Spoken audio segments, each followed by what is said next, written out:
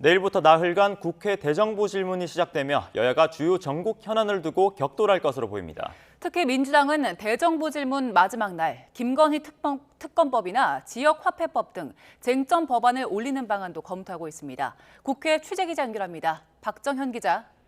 네, 국회입니다. 네, 내일부터 국회 대정부 질문이 시작되죠?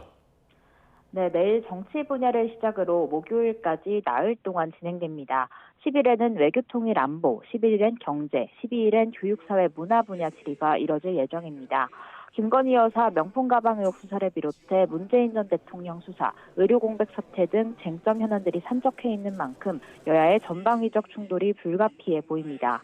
특히 민주당은 오는 10일, 그러니까 대정부 질문 마지막 날 본회의에서 국민의힘이 결사 반대하고 있는 지역화폐법을 처리하는 것도 검토하고 있습니다.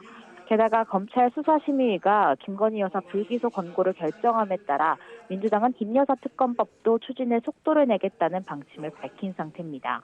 내부적으로는 함께 12일 본회의에 올리는 방안도 염두에 두고 있는 것으로 전해졌는데요. 국민의힘은 대정부 질문이 예정된 날에 법안이 상정될 전례가 없다며 의사일정은 합의한 대로 진행해야 한다고 강하게 반발하고 있습니다.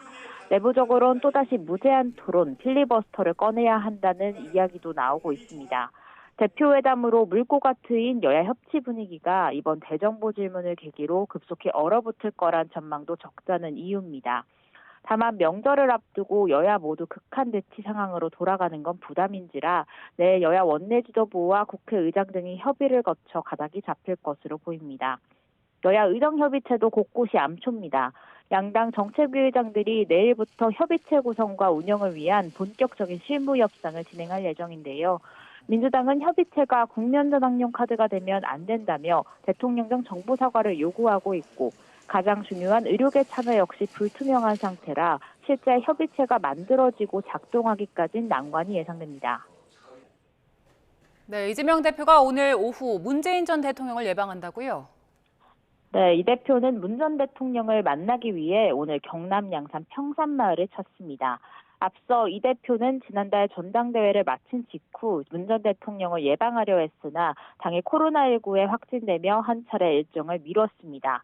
오전에 노무현 전 대통령 묘역이 있는 봉하마을을 찾은 뒤 오후 2시쯤 평산마을에 도착할 예정입니다. 이번 만남은 특히 문 전 대통령을 향한 검찰 수사가 본격화되는 시점이니만큼 이목이 집중됩니다. 검찰 수사에 대한 비판과 단일 대우를 강조하는 메시지가 나올 걸로 보입니다. 최근 이 대표는 당내 일부 강성 지지층에서 문 전 대통령의 탈당을 요구하는 집회를 예고하자 내부 분열을 경계해야 한다며 직접 우려를 표명한 바 있습니다. 지금까지 국회에서 YTN 박정현입니다.